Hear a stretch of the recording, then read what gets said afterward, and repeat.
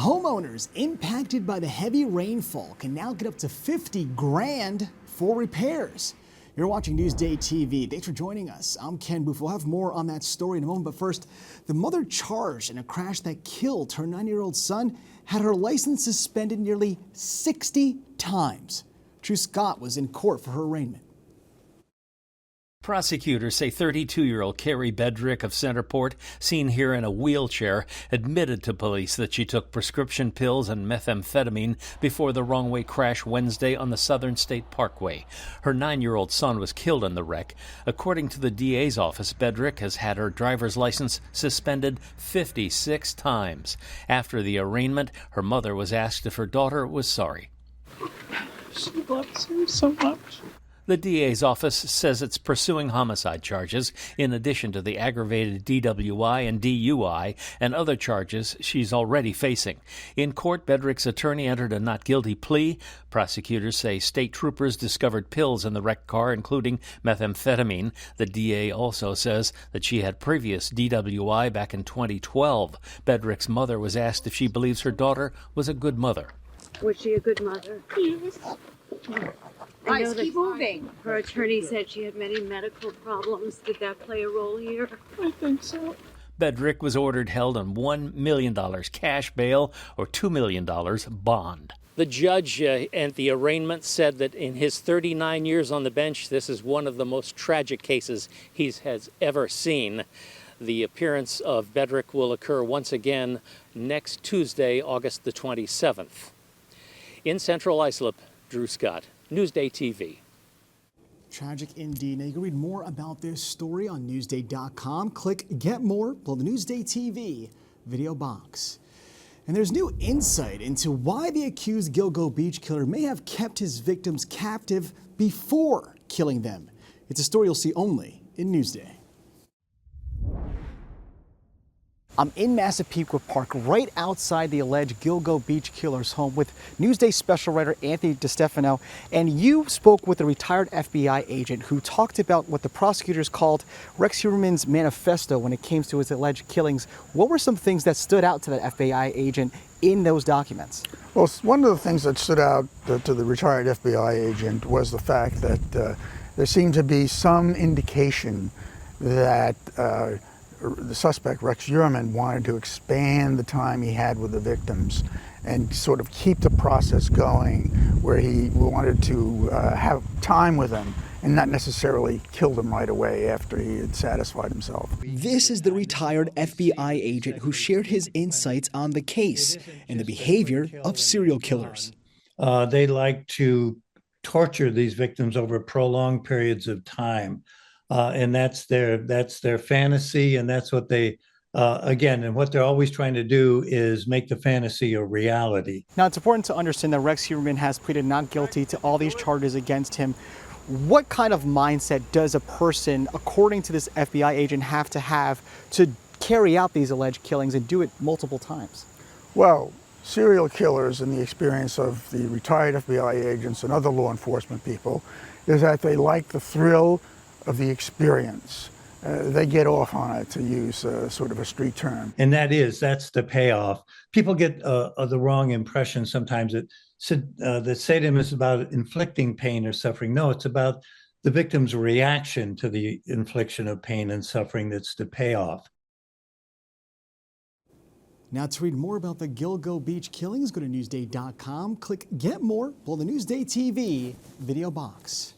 All right, Governor Kathy Hochul has declared a disaster emergency for Suffolk County after the extreme rainfall last weekend. Grants of up to $50,000 will be available to homeowners impacted by the storm.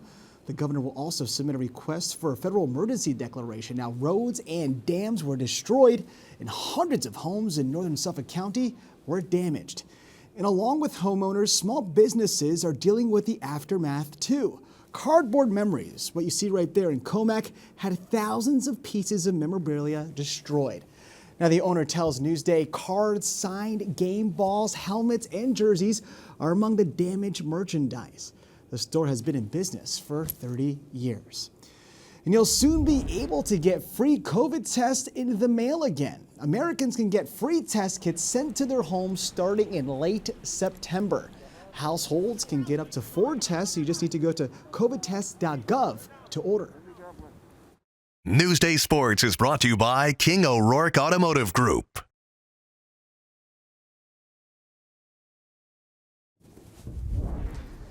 A Stony Brook University punter has kicked cancer and is getting back on the field. Jimmy Stewart has a story you'll see only in Newsday.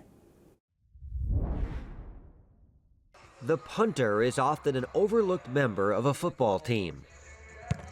A lot of guys typically are like, oh, whatever, like, brush them off. But Stony Brook Seawolves punter Anthony Pecorella happens to be a pretty popular guy. He's just awesome. Like, he's a people's person. Good snap, good hold. Put it in, Kerbo. He's just a great guy, always got a smile on his face. Anthony has a lot to smile about these days as he gets ready for the Seawolves season opener. But life wasn't always this way.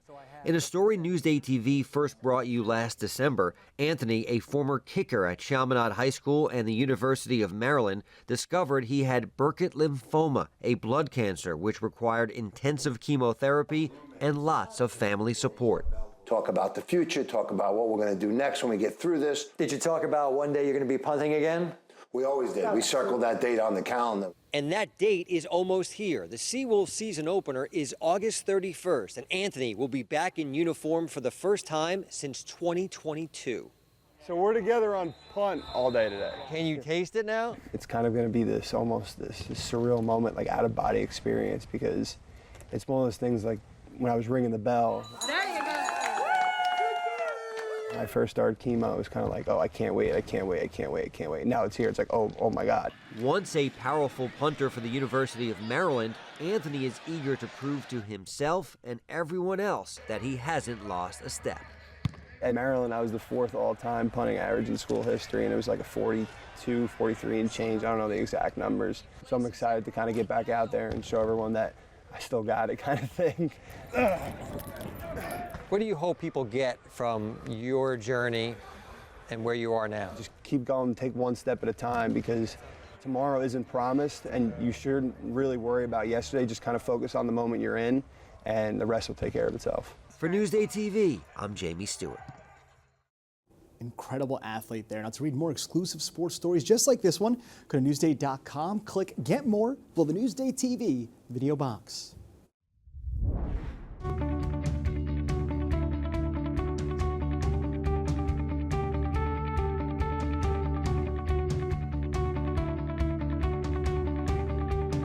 Feed Me is brought to you by PC Richard & Son. All right, claws or tail first? Erica Marcus is breaking down the best way to eat a lobster in today's Feed Me TV.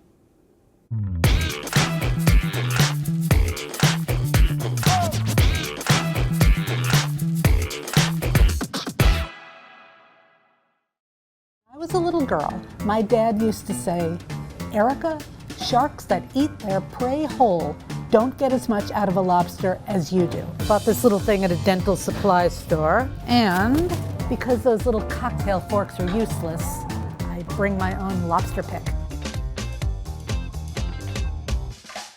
First, I separate the tail from the thorax. Then I get as much meat as I can from the little legs. You break them off at the joint. The trick here is not to suck the meat out of the shell, it's to use your back teeth to push it out of the shell. Now this is a fair amount of work, and one reason I'd rather pay more and have a larger lobster is that because it's always the same amount of work, but a larger lobster has a much bigger yield. Okay, back to the thorax. I pry the shell away from, I don't know what the heck this is called. Before you even get to the meat, you'll find this greenish gray stuff. It's called the tamale. It just tastes like the sea. I think the test of a real lobster eater is how you handle the thorax. I'm breaking it in two. The one thing you're not going to want to eat are what are called the dead man's fingers. These are these little feathery things, and they're basically the gills. They're not bad for you, but they don't taste good. There's actually like big chunks of meat in between these pieces of cartilage. Break them off at the shoulders. by bending and breaking it at the joint.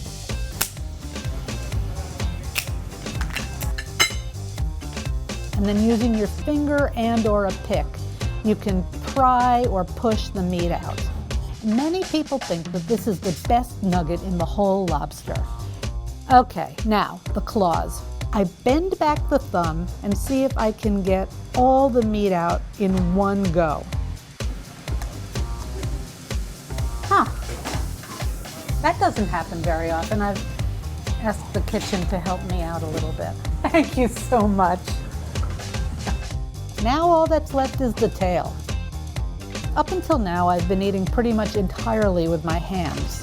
But to end this video on a more refined note, I will grab a knife and fork. The tail may be my least favorite part of a lobster. No challenge here. This is what we like to see.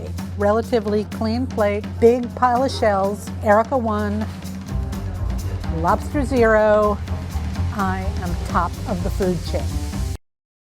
She is definitely getting her money's worth. Now for more on getting the most out of your lobster, go to Newsday.com, click Get More below the Newsday TV video box.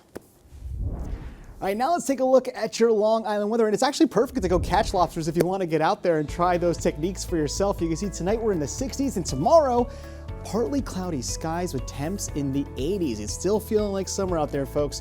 You can see tomorrow, like I said, temps in the 80s with some cloud cover. And as for the 7-day forecast, let's see how the weekend looks. Absolutely gorgeous. And that rain cleared up next week, so it looks like pretty dry for a while.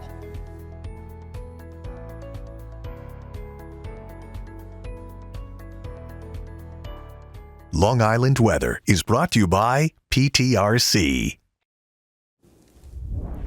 You're watching Newsday TV. I'm Ken Buffa. Thank you so much for joining us. Have a great weekend and go eat some lobster.